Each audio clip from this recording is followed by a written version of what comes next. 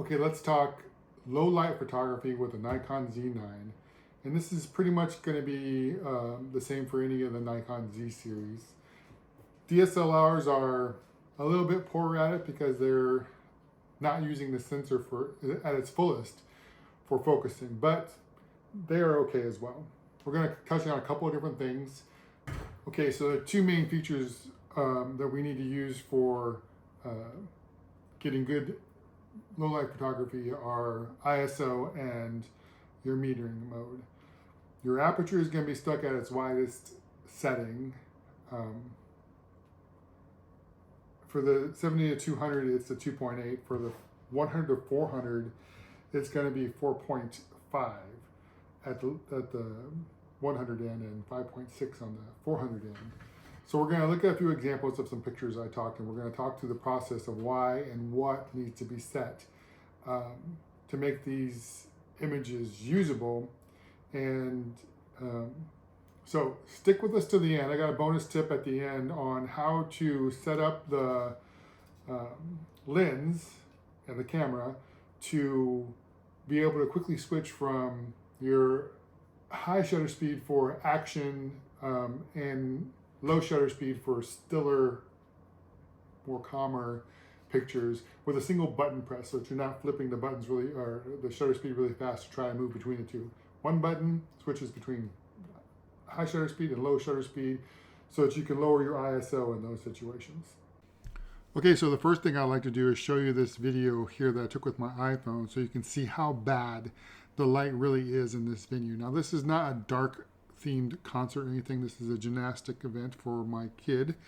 And I just wanted to take this short video so you could see how truly atrocious the lighting was here and what we needed to do to try to get some decent shots, even though the lighting was so bad. Okay, let's look at these two pictures here. They're nice, clean, clear shots. I'm not going to pretend that there wasn't some denoise in there, because there is, and we will discuss denoising towards the end of this video. But it might surprise you that both of these shots were shot at 1/1000th of a second at f4.5 on a Nikon Z 100 to 400 zoom lens, and the ISO on both of these was 25,600. And yes, I know I could have used the 70 to 200 at 2.8 if I was going to be shooting at this distance, but that isn't really the point here. I was trying to test out this 100 to 400 zoom in these particular lighting situations, and so that's an extra bonus here. But yes, I could have used a different lens. I do plan to put out a review of the 100 to 400 at some point in time, and we'll get there. If it's already out, then you'll see a link right above. All right, let's look at this image here. As you can probably guess, it was taken right along with the previous two, and it is again at 1/1000th of a second. As you can see, she's about to go into a backflip here, and you want to catch that action nice, clear, crisp, no blurring. And ideally, you want to be at your maximum aperture setting. It really does help to diffuse the background. In this particular case, 4.5 isn't really helping as much as I would like, but here's another example we can look at. This image was taken with the 70 to 200 at 200, and its ISO is only 5,000. This is a different venue, but the light was just as terrible. But at f2.8, at the distance that I was at, you can see that I was able to clearly blur out the background and the gymnast sitting in the background along with the coach, while still identifiable and add texture to the image visually. They are separated quite easily from the subject that is at f2.8. Another point that I'd like to make out as you're looking at this image is that this is one of the examples for the bonus at the end here on how to quickly and easily change from a high-speed shot to a low-speed shot in terms of shutter speed. I know my daughter's routine. I've seen it about 1,000 times and taken 100 pictures, so I know she was going to pause there for this particular image, and I was able to quickly press a single button, lower the shutter speed down to 1/200th of a second, and bring the ISO way down to get this particular shot. All right, let's take a deeper look at some of the settings. Again, The aperture is basically out of your control. You want it to be as wide open as possible in situations like this and in most low light situations. The shutter speed is also pretty much out of your control. You want it to be at least at the speed you need to be able to get a clear shot without blur, especially in events like this. So for gymnastics, you're looking at about 1/1000th of a second, which leads us to this shot, which is again at an ISO 22,800. So there is a big misconception about ISO in situations like this. Now, we all learned from the very beginning that you want to have as low a ISO as possible for the exposure that you have, but that is not always the case. In situations like this, where you have really poor lighting and you have to have a shutter speed of a particular speed, you just let your ISO fly. I set it to auto ISO. I let it go up to 25,600, as you've seen in the previous pictures, and I still end up with good pictures. It is so much better to get a proper exposure in the camera and then denoise in post than it is to try to get a underexposed image and then raise the exposure in post. So let's talk about that for a second. When you start with a particular exposure, the algorithm to remove noise is fairly straightforward and simple. However, when you start with an underexposed image by trying to keep your ISO as low as possible, you're clipping shadows in the darker areas that when you try to recover them in post, they're just not there. And when you pull that exposure up in post, you're still going to reintroduce that noise, and then you have to fight that again on the back end. I'll leave a fuller explanation down below in the description, but that's basically the gist of it. Now, the second tool that we can use in the camera is your metering mode. In many cases, you will have the full screen metering going. The other option is to have either center point or spot metering. For me, I have to go to spot metering, and the reason is my daughter is clearly black, and so I want her skin tone to be exposed properly, and for me that means it's going to be even more or higher ISO, which means more noise. If she was white, then it would be less ISO. So that is what it is. All right, let's talk noise and how to fix that in post. Just to level set everybody here, obviously when you shoot at 25,000 ISO or even past 5,000 ISO, you're going to end up with noise, and it's not going to be inconsiderable. Thankfully, Lightroom does have serious tools for addressing that kind of noise. And let's take a look at what it's going to look like right out of the box, and then what it's going to look like once we process the noise. All right, let's look at the photo, right out of the camera, which is the Nikon NEF file. And you can see here that it's got an ISO of 25,600, and we're using the Nikkor 100 to 400 at 122 millimeters. And yes, we could have been closer with the 70 or 200, but we're testing this particular lens, so let's see what we got. And of course, there is a significant amount of noise. You can see it. But it doesn't make the picture unusable. And here's what it looks like after it's been denoised and cropped in a bit. So you can still see that there is some noise, but it's not terrible. Clear, detail, nice clean photo. And then after I photoshopped it, I removed that kid that was in the background back there. And there's still a little bit of noise. This is right out of Photoshop, so then we'll take this down to the denoising section here, and we can remove some of the noise from the Photoshop image and get a nice clean shot. Okay, clearly that's way too much denoising, even in Lightroom, for any type of portrait or if you want to save a lot of detail. But for what we're doing here, it's fine. You can see the image here is nice and clean, and we have a good amount of resolution. We can't see a face here, but I know who that is, and if I were to print that out, I would definitely have no problem identifying who is in this image. I might clean it up a bit and remove those people in the background there, but this particular event was really hard to get good shots that I would print. But we'll look at some of those in either later in this video or in another. Okay, so in Lightroom, we're going to reset this image, and then I am going to zoom in so you can see the noise on the raw file. Then I'm going to scroll up to the top of the develop module and just select auto to get an exposure changes here.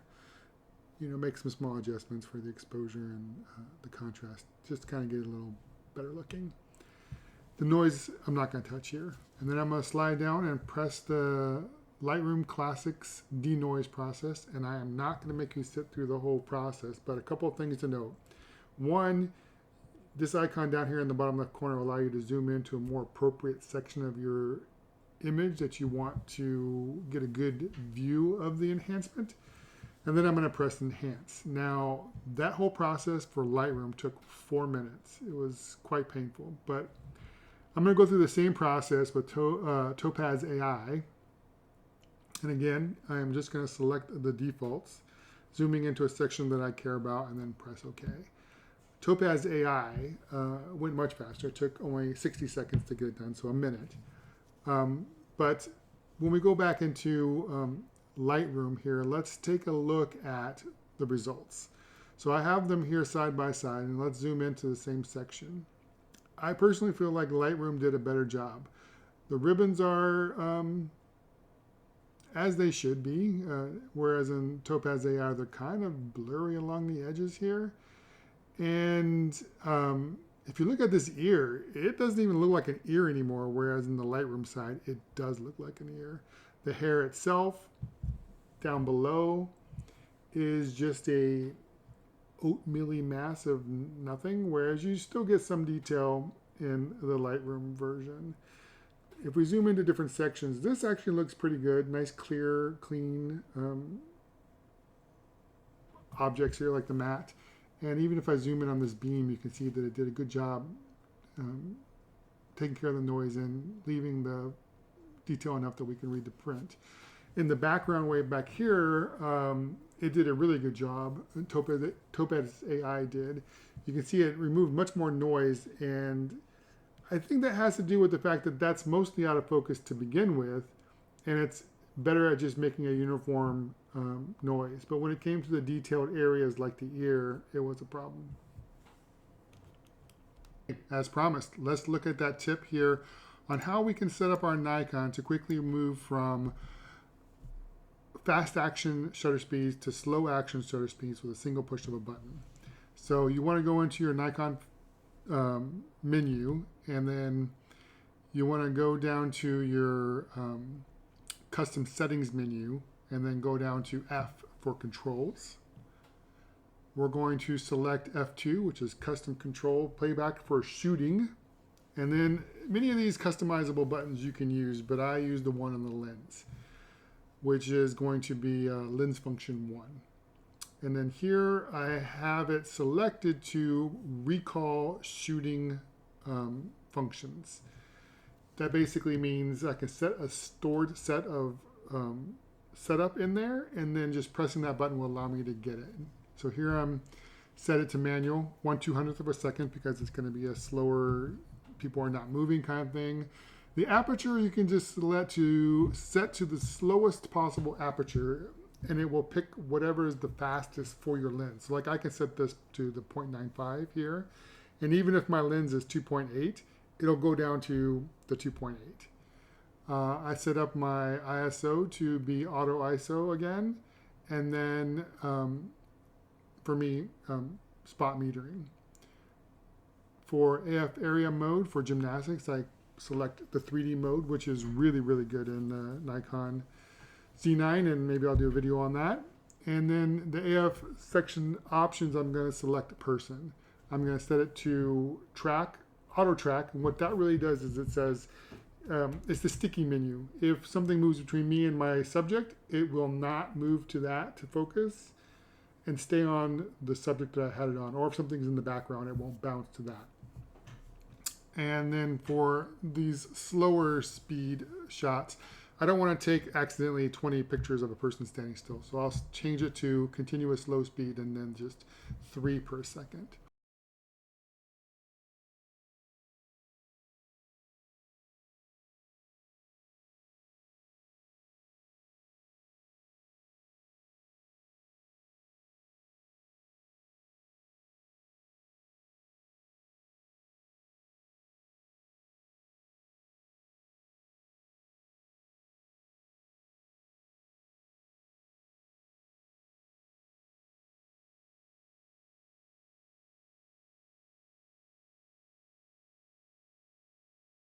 Okay, so let's take a look at what that looks like with the actual camera.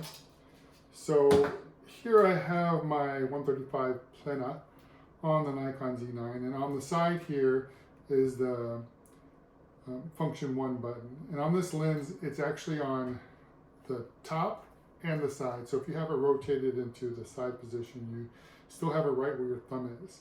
So when I'm using this at gymnastics, I will be holding the lens as I would normally hold it, and then whenever I want to switch quickly to a slow speed shot, I'll just press and hold it. Now, I don't want to set this to the other option in the menu, which is recall function hold, because when you press it, it stays at the new setting. I just want to be able to hold it, go to a slower shutter speed, and then let go and go back to where I was so I won't miss it.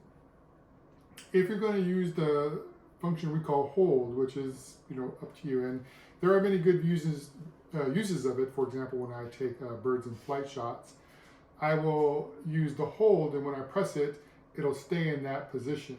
So if a bird lands in a tree or something like that, then I can press that button and take pictures of it there, and then press it again to go back to where I was. One thing to bear in mind is that if your camera goes into energy saving mode, sleep mode, whatever that is, that you haven't taken a picture for a few seconds, it will go back to the default.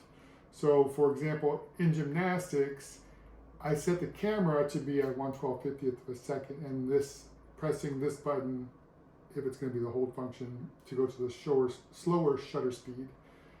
But if it goes into sleep mode, if I have it set the other way around, where the camera is set to 1/200th of a second, and then holding the button gives me the faster speed, then putting it in sleep mode will automatically put it into the 1/200th of a second again. And then if I go quickly to take another shot, I won't catch it if it's an action shot. Something to bear in mind. Also, this coming weekend, I have another gymnastics meet, and I'm going to take my Plena. Now, I know this is actually a portrait lens, and it's one of my absolute favorites. But its wide open shutter speed at 1.8 is going to give me a lot more separation. And the particular event that I'm going to is at the Minneapolis Convention Center, and they have decent lighting. So my hope is that I will be able to get much better ISO shots there with this lens, have better separation from the background. I've been to that event center a couple times in the past, and I've noticed that the vast majority of the images I ended up taking there are at 150 millimeters. So typically my 70-200 covers that between 2.8, but at 135, with just a slight bit of cropping, I can get that down to 1.8, which is 1 1/3 stops faster. So I'll take some pictures and I'll see how I come out, and maybe I'll put another video out on that. And if I do, I will link it in the description or however it's done here on YouTube. And well, I hope you enjoy it. So thank you.